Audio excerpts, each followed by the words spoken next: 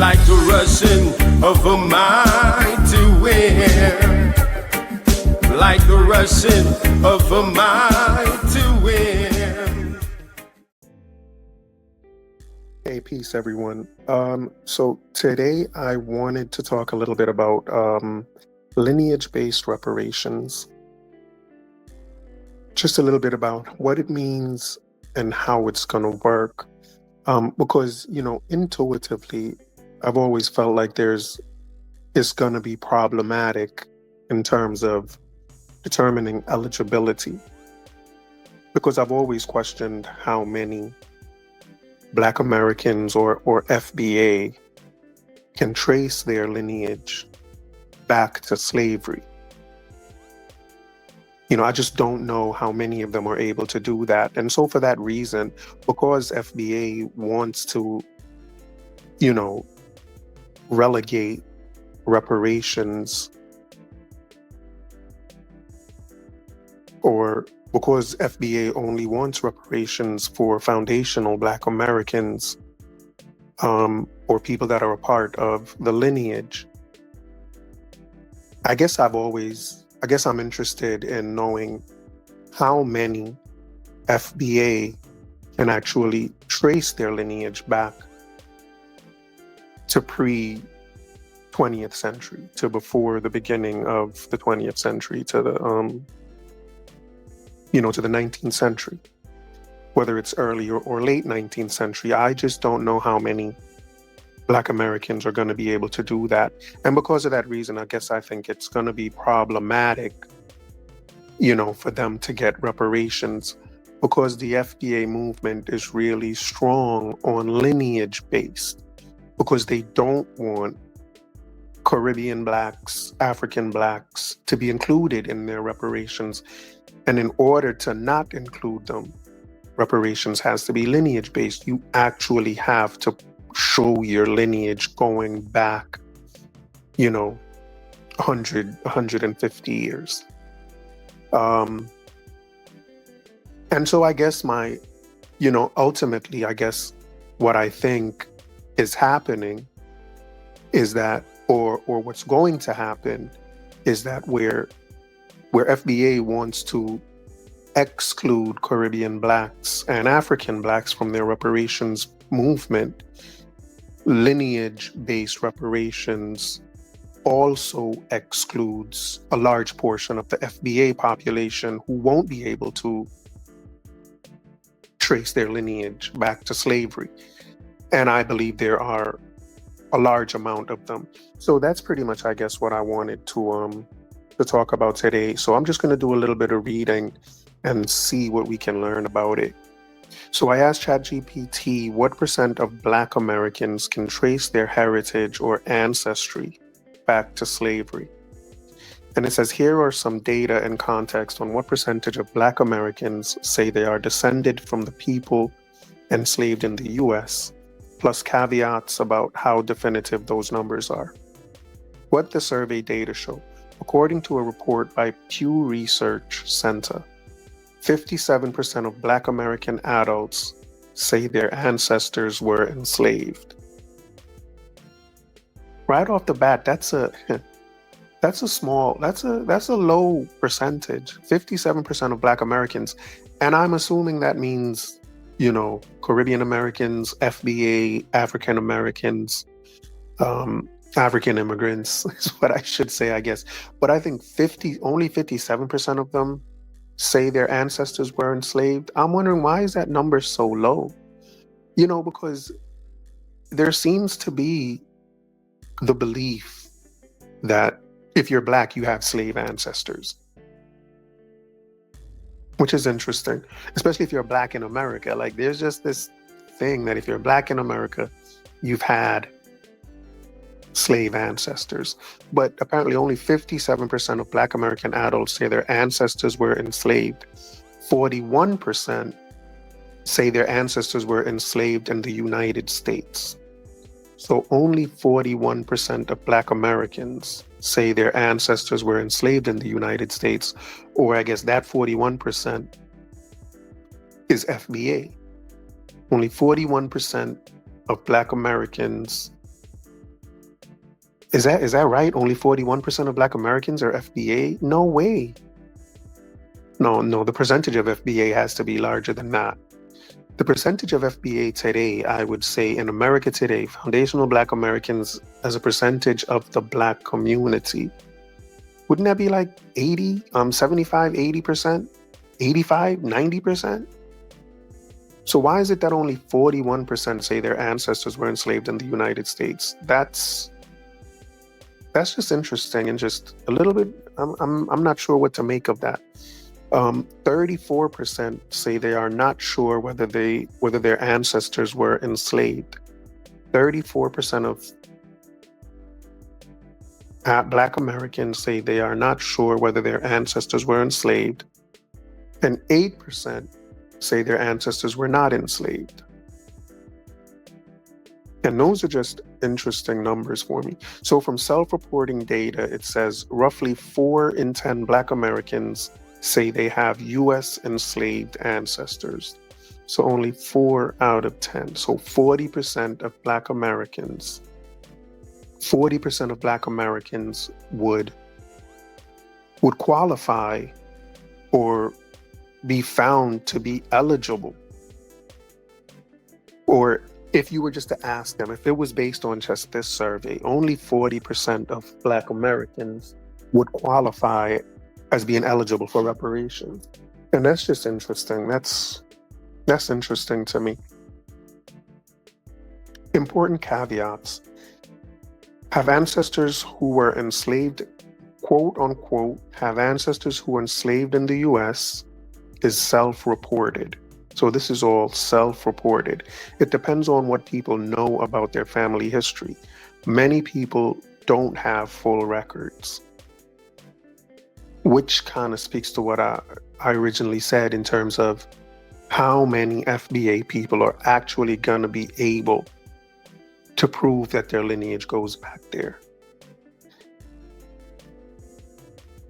It says the figure doesn't necessarily capture how many generations back or the exact lineage strength, just knowing an ancestor was enslaved.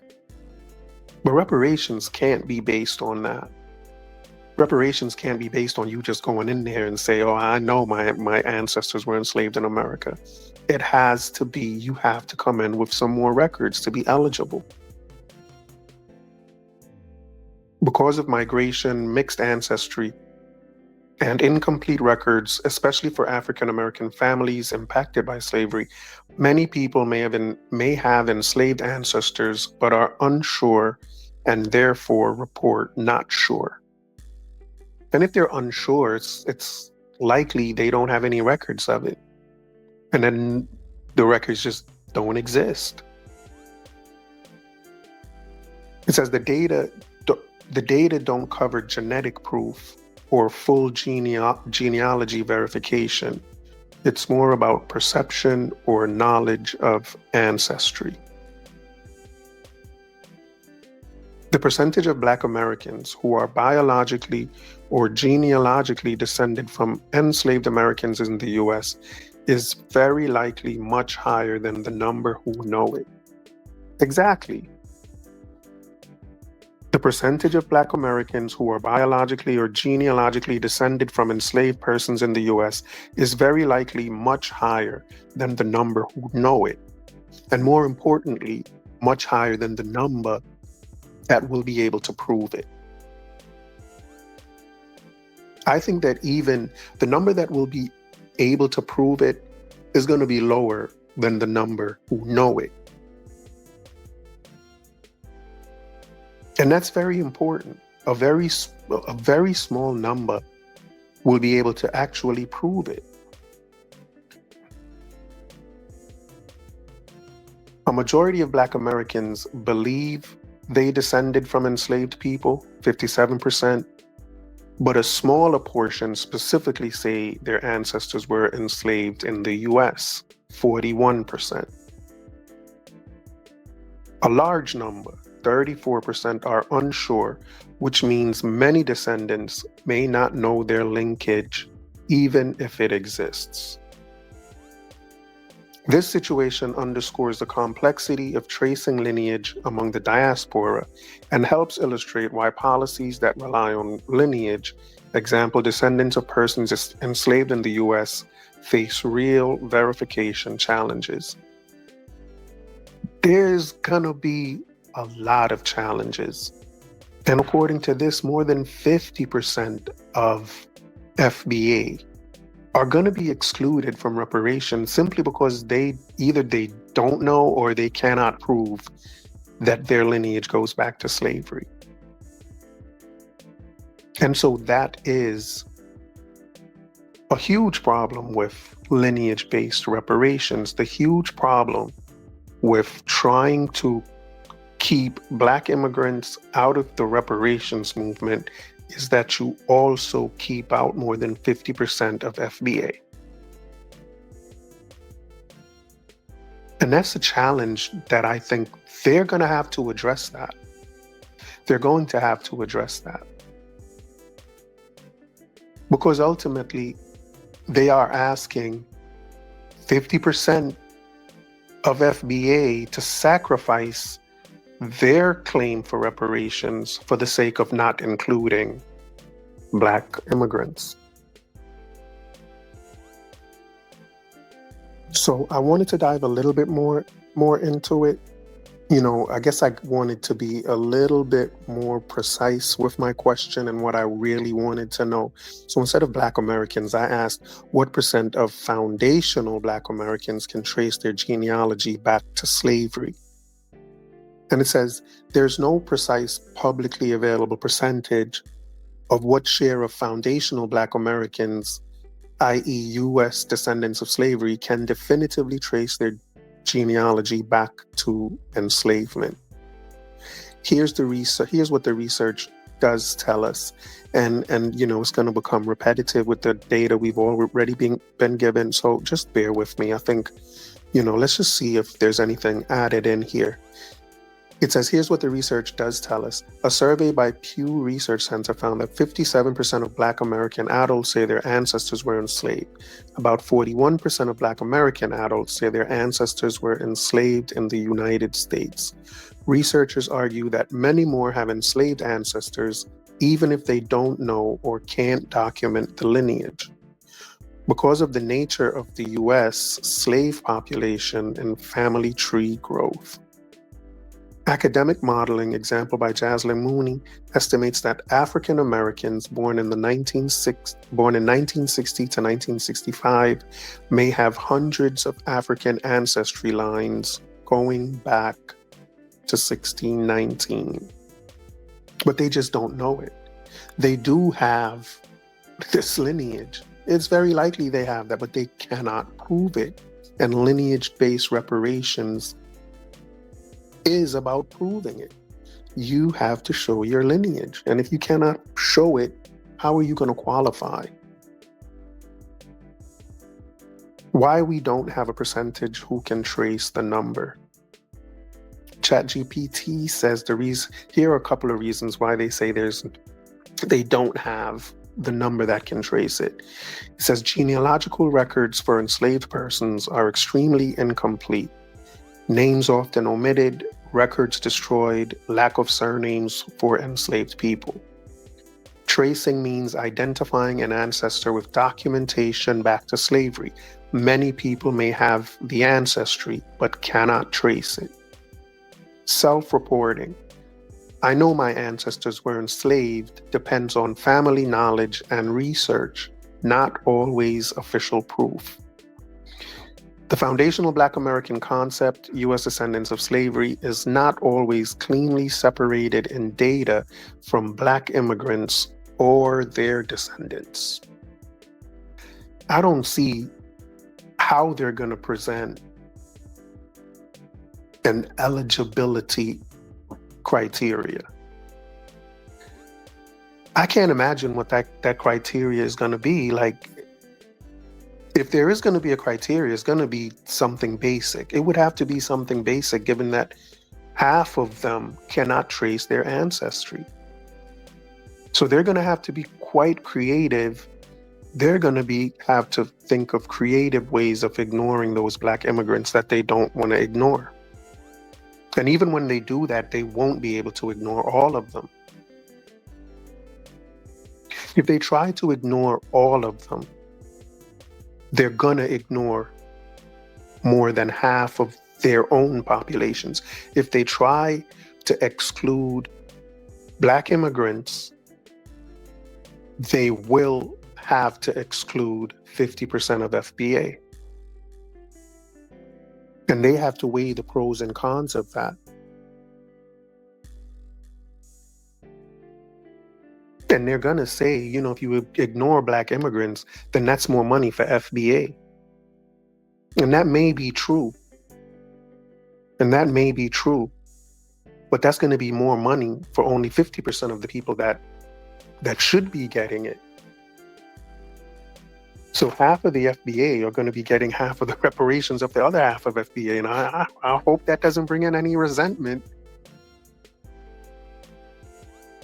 But I see that as a challenge that they're going to have to address at some point. So ChatGPT says, if you'd like, I can pull up studies that attempt to model the probability that a given US-born Black person has at least one enslaved ancestor, even if they don't know it. We can use that to create a working estimate. I said, okay. So it gave the estimated percentage of foundational Black Americans who have lineage to US slavery.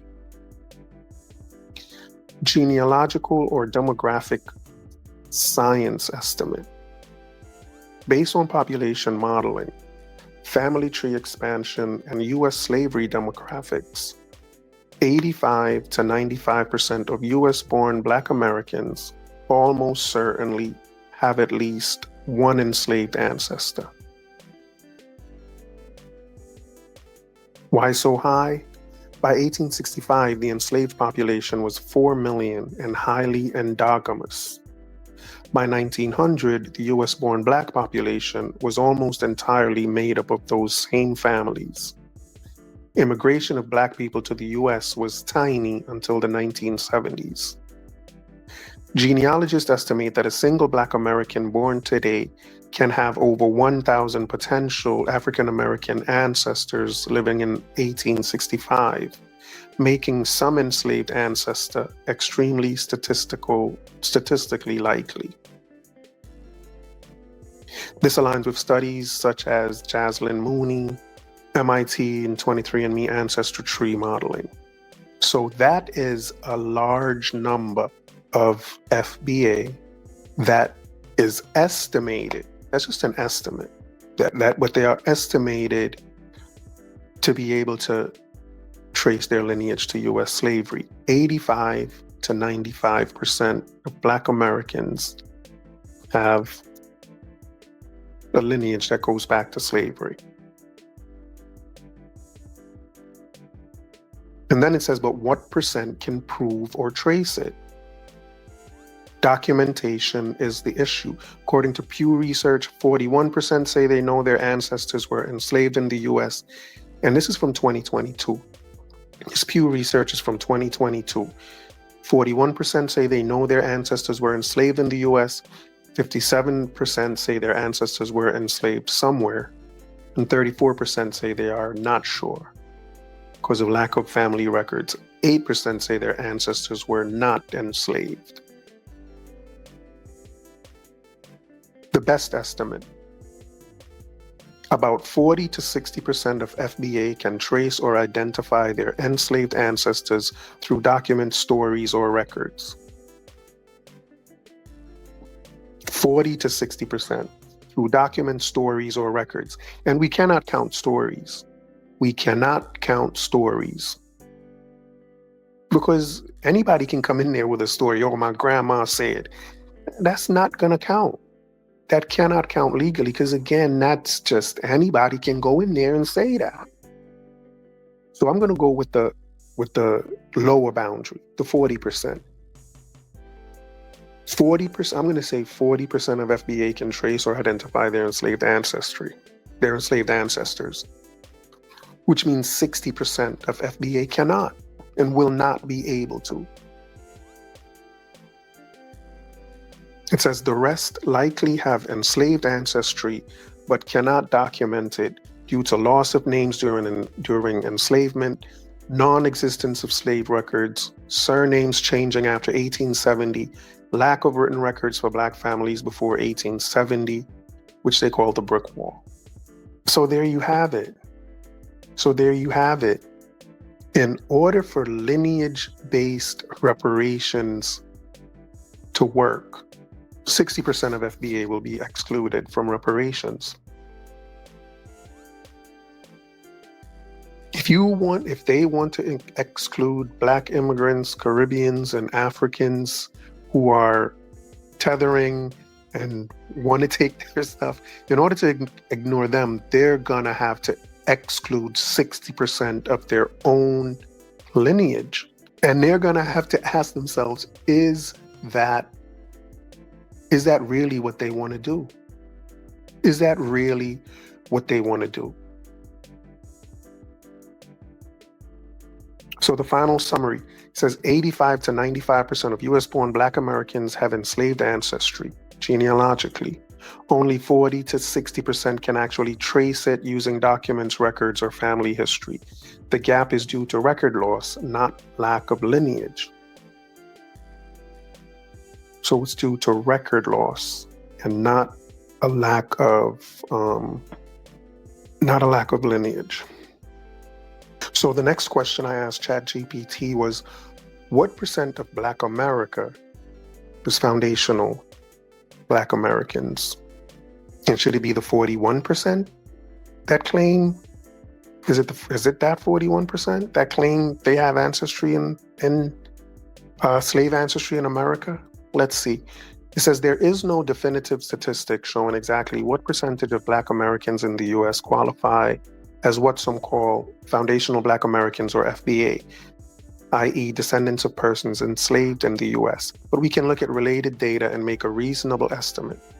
What the data show: a survey by Pew Research Center found that 41% of Black American adults say their ancestors were enslaved in the US. The same survey also found 34% say they are not sure whether their ancestors were enslaved. Also, in a California state panel estimating reparations eligibility, the figure given was that about 80% of Black Californians would qualify as descendants of US slavery under the task force's rules. 80%. Wow, that's interesting. That's a pretty high number. It says in a California state panel estimating reparations eligibility, the figure given was that about 80% of Black Californians would qualify as descendants of US slavery under the task force's rules. And it says Black Californians. It doesn't say FBA. So I'm wondering if would Black immigrants qualify under California's rules? Let's see.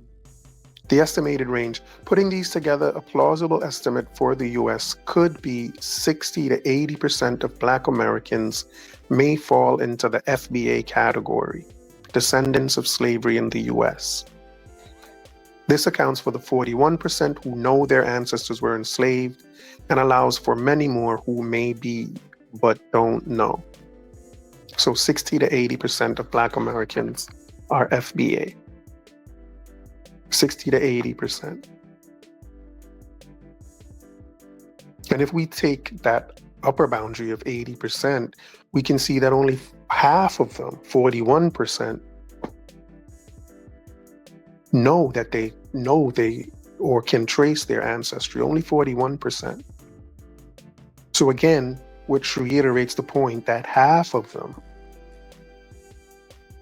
only half of FBA will be found to be eligible under this rule. Only half of FBA. So where does this 60 to 80% of Black Americans come from? This, I'm sorry, not 60 to 80, the 80% in California.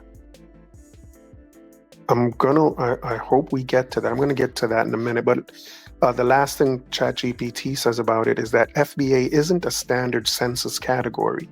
The data rely on self-reported ancestry, which underestimates people who don't know their full family history.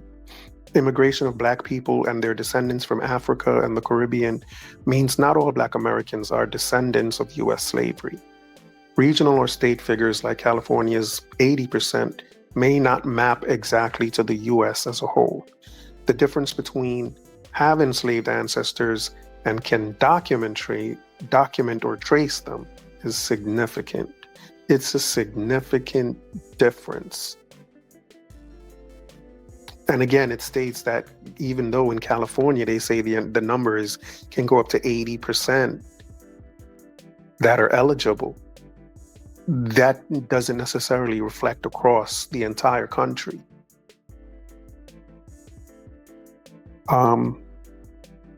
So the next question I asked is, what is the California Task Force rules for eligibility?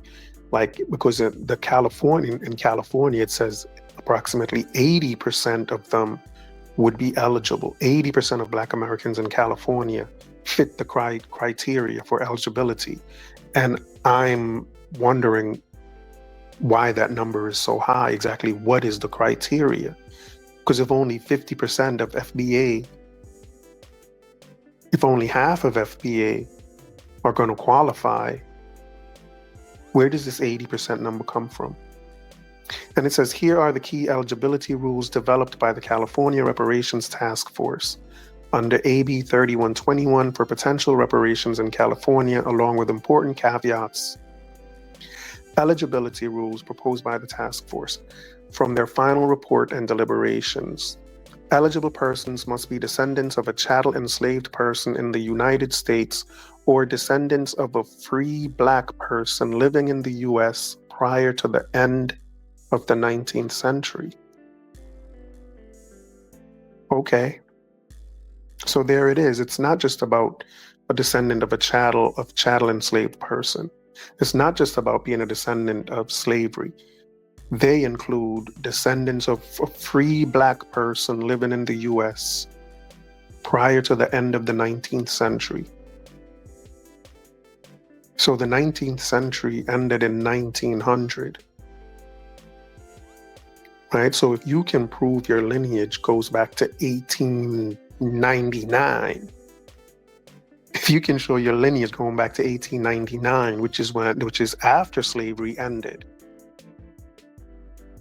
you're eligible in California. Which explains why that number is up to 80%, because they're not just counting FBA. You do not have to bring your lineage back to slavery.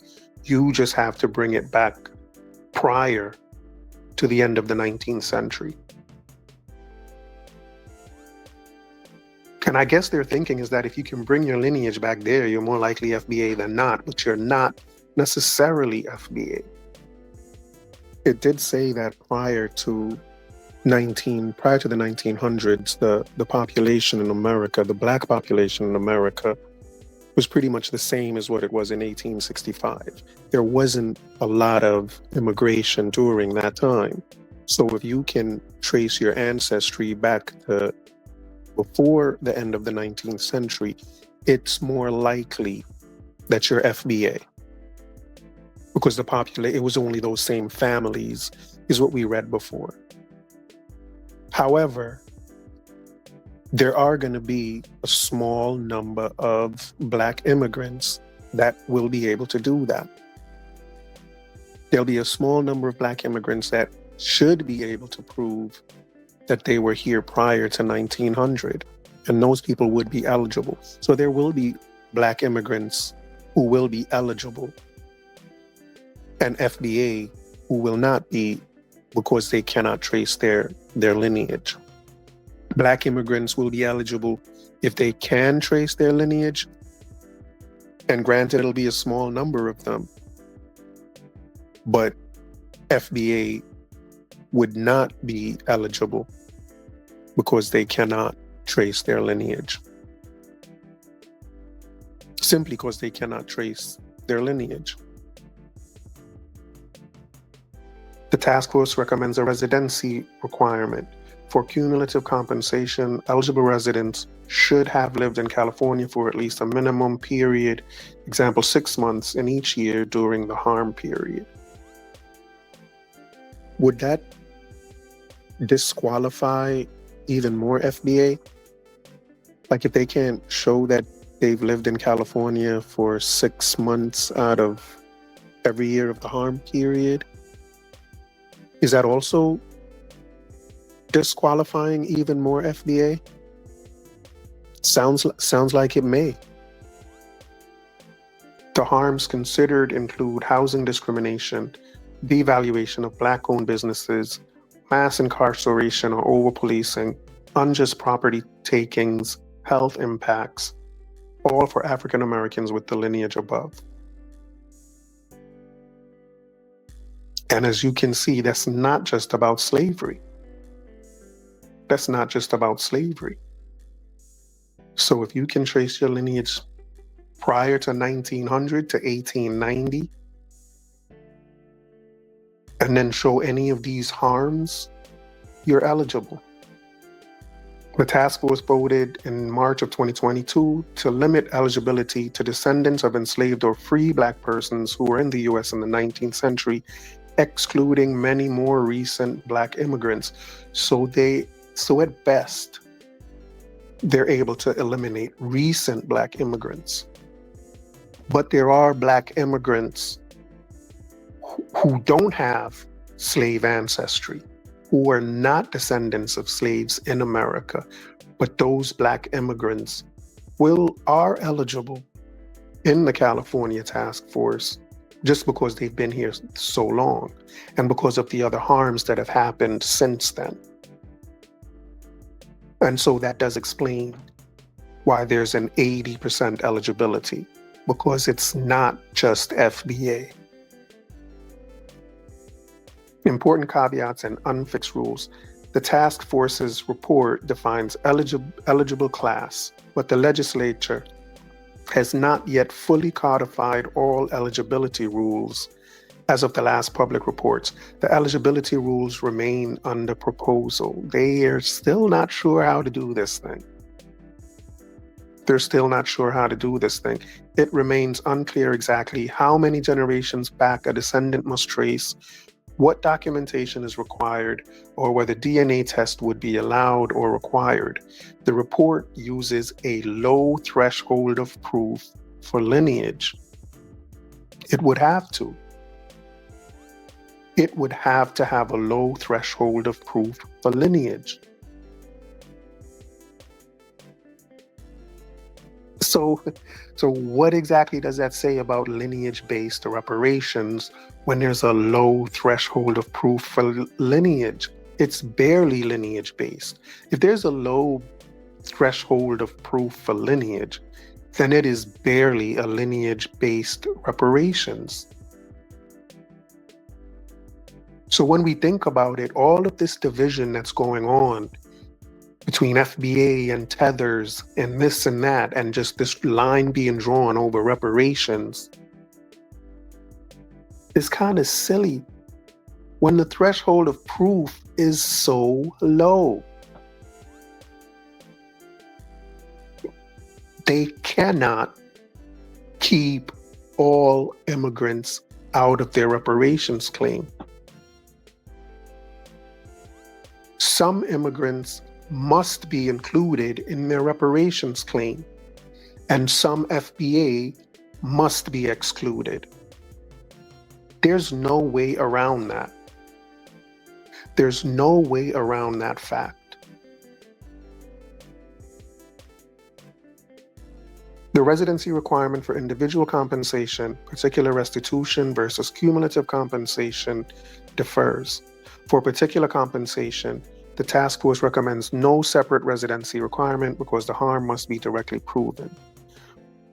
Because laws such as the U.S. Supreme Court's affirmative action decisions and state constitutional constraints, example Proposition 219, may affect future legislative design, the task force prioritized lineage-based eligibility rather than race alone to mitigate legal risk.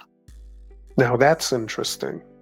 Reparations cannot be race-based, which is why it's lineage-based was prioritized.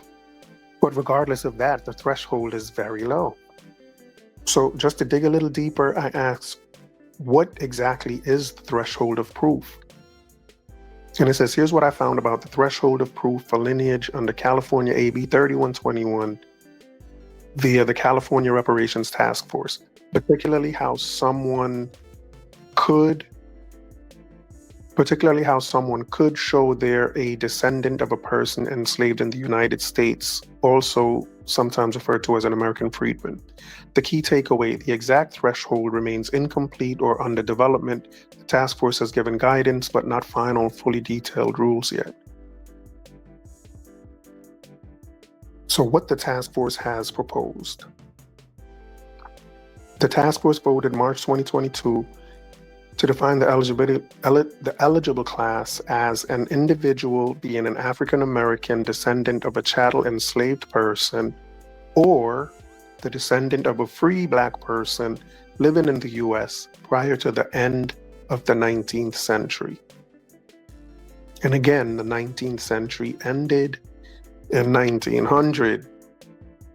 So prior to that is 1899, 1898, etc., etc.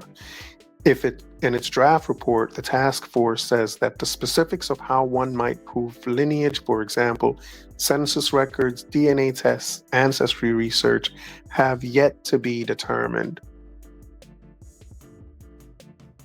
And I don't know how that's going to be determined. That'll be interesting to see what they actually, agree on.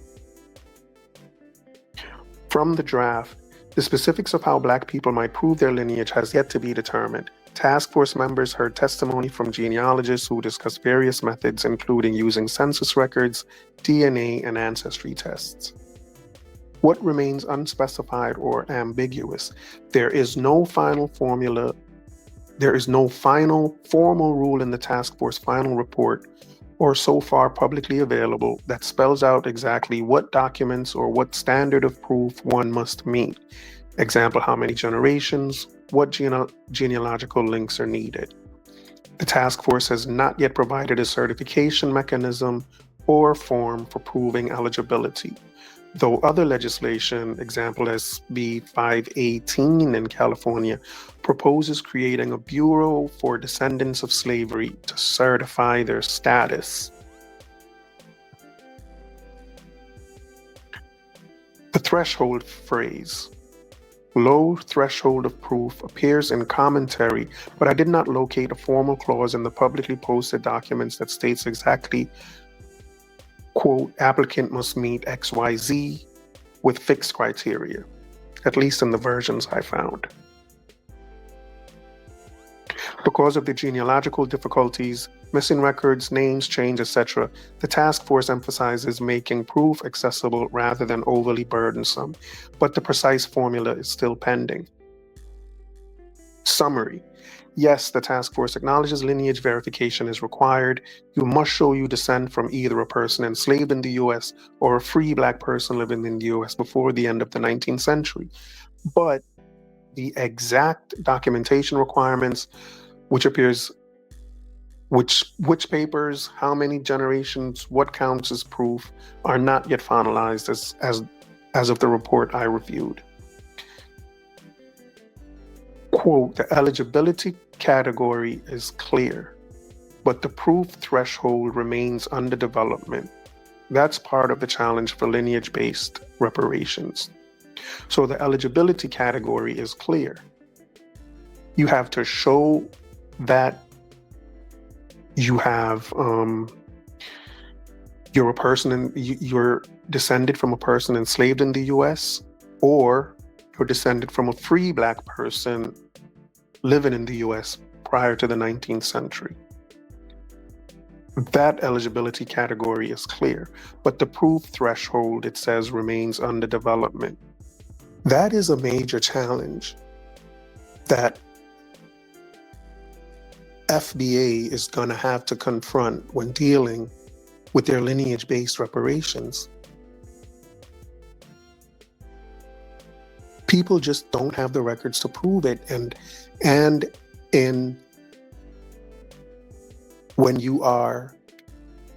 you're excluding certain black people, black immigrants from the list of eligible folks, when you try to ignore, when you try to exclude them, you automatically are gonna exclude people that should get it. And the reason they're excluded is because they just don't have the records. That is the challenge, that is the problem that they're gonna have to address dealing with reparations. If you try to exclude black immigrants from your reparations claim, you're going to exclude half of the FBA. You're going to include half of the FBA community. And the first state that has written up any type of a bill for reparations for descendants of slaves have already included non-FBA in their eligibility criteria. And why exactly does it have to be lineage-based? Why do you have to be an FBA to get reparations for those other harms that they talked about, mass incarceration, redlining? All of those other harms happened, after the 19th century ended.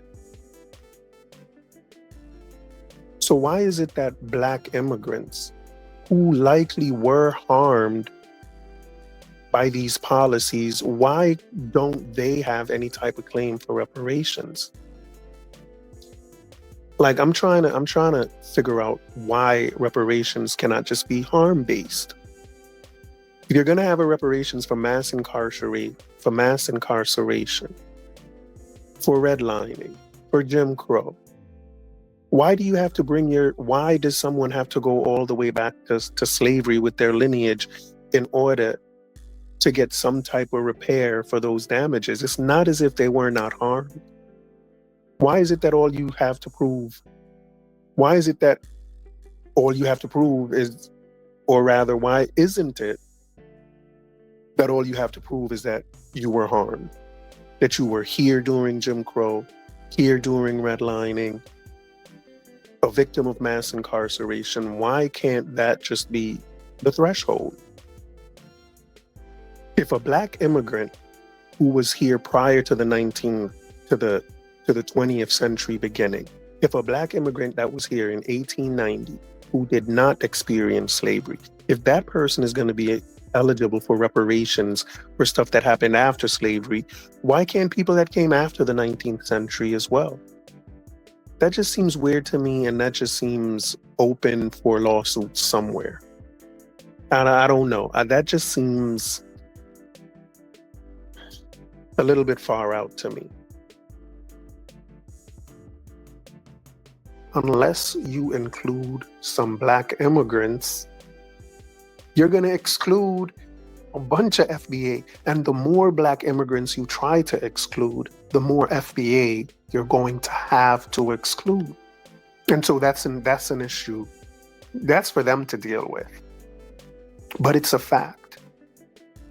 And when they're writing up these laws, especially when it comes to the HR 40 going through Congress, it cannot be race-based. Which cannot be race-based. Is that going to be lineage-based? And how are they going to check your criteria? They also are going to have to include some black immigrants. So as much as FBA wants to rant and rave about how reparations is only for FBA, it is not practical. It is not a practical thing. And they are dividing their community over something that is impractical. All of this back and forth with black immigrants talking about they are tethers, they are leeches. You're gonna have to be tied to them. Your reparations claim cannot ignore them. That's just a fact. And that's a fact you're gonna have to deal with. All right, so that's about it for this one, y'all. I'm gonna catch y'all on the next one. Hit the like button, turn on your notifications, please. And you done know. Bless yourself. We'll catch you on the next one.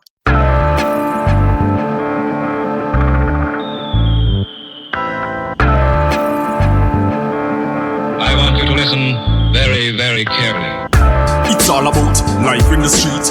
People are suffer, try survive in the heat. Bad mind them out to one, hygiene a do it. That's why enough of them, yeah, rifle a beat. Everybody want big ups and want to drive in a Jeep. Every day I'm at the ball when she buy in a read. Not even 5 days, you can't find for the week. Me no see no changes, the same cycle repeat. Give thanks cause life it's a sweet. But keep a eye open every time you go sleep. Cause mankind jealous and them idle go live. Them never yet plant and not try figure rape. Bigger heads where you fight for the seat. Now cater about the future nor the child where you creep. Them a pray the fat Kyle we submit. The system will slide where you fit. Inna the streets where we born and grow. Only Jah know and nobody know. When we talk about ghetto life, talk about ghetto life, ghetto life. Everybody a priest say them want it though. That's why them a speed and they pan the go. Cause this a real ghetto life, ghetto life. This a real ghetto life, ghetto life. Yeah. Everybody just a pre-success. When me looking at the street, you me see enough stress. Them all a fight for who reach up next. Everybody want floss and a beat up chest. Juvenile in a them teen love sex. Them a pre the fast money, them no need subjects. And if you're unfortunate, please don't vex. Also the things said cause the streets don't rest. Inna the streets where we born and grow. Only Jah know and nobody know. When we talk about ghetto life, talk about ghetto life, ghetto life. Everybody a priest say them want it though. That's why them a speed and they pan the go. Cause this a real ghetto life, this a real ghetto life, ghetto life. Yeah. It's all about life in the street.